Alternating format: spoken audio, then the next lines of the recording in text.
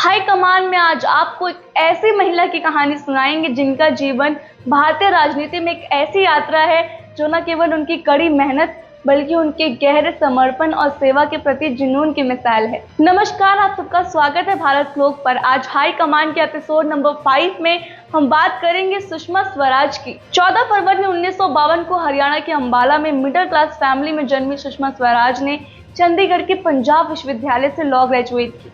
वह काफी young age में पॉलिटिक्स में एक्टिव हो गई और राष्ट्रीय स्वयं सेवक संघ से जुड़े संगठनों में महिलाओं की आवाज बनकर उभरी। 1973 में वह भारत के सुप्रीम कोर्ट में एक पंजीकृत वकील बनी। इसी समय उनकी मुलाकात वकील और राजनीतिज्ञ स्वराज कौशल से हुई और 1975 में उनसे विवाह किया।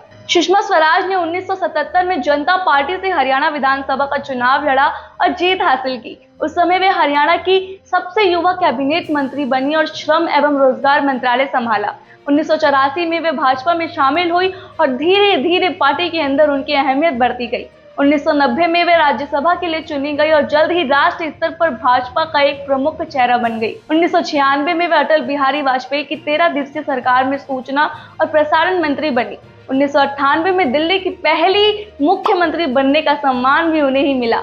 हालांकि यह कार्यकाल बहुत ही छोटा रहा। 1999 में लोकसभा चुनाव में उन्होंने सोनिया गांधी के खिलाफ बेल्लारी से जोरदार चुनाव लड़ा, जो उनकी साहसी राजनीतिक भावना को दर्शाता है। इस चुनौती ने सुषमा को भाजपा के अंदर और मजबूत किया।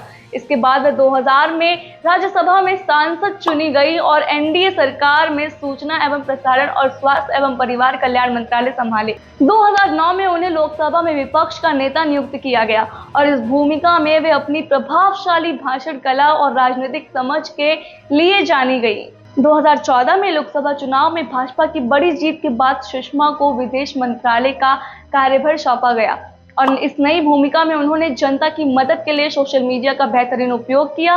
विदेश में फंसे भारतीय नागरिकों की सहायता करने के लिए वे ट्विटर पर तुरंत प्रतिक्रियाएं देती, जिससे उनकी लोकप्रियता और भी बढ़ी। उन्हें अपनी संवेदनशीलता और सेवा भाव के लिए जनता से बहुत सराहना मिली। हालांकि 2016 में उनका स्वास्थ्य बिगड़ने लगा। किडनी फेलियर के बाद उन्हें किडनी ट्रांसप्लांट करानी पड़ी। इसके बावजूद उन्होंने अपनी दायित्वों को पूरी तत्परता के साथ निभाया, लेकिन 2019 में खराब स्वास्थ्य के कारण उन्होंने चुनाव न लड़ने का फैसला किया और मोदी सरकार के पहले कार्यकाल के अंत में कैबिनेट से भी अलग हो गई। अगस्त 2019 में हृदय गति रुकने के कारण उनकी अचानक मृत्यु हो गई, जिससे पूरा देश शोक में डूब गया। उनके निधन ने भारतीय राजनीति में एक ऐसा शून्य छोड़ दिया जो आज भी महसूस किया जाता है। सुषमा स्वराज का जीवन एक सच्चे जनसेवक का था, जिन्होंने अपने कार्यकाल में सेवा, निष्ठा और समर्पण की मिसाल कायम की। आज के लिए बस इतना ही। आपसे फिर मुलाकात होगी ऐसे एक और एपिसोड के साथ। तब तक देखते रहिए भारत व्लॉग।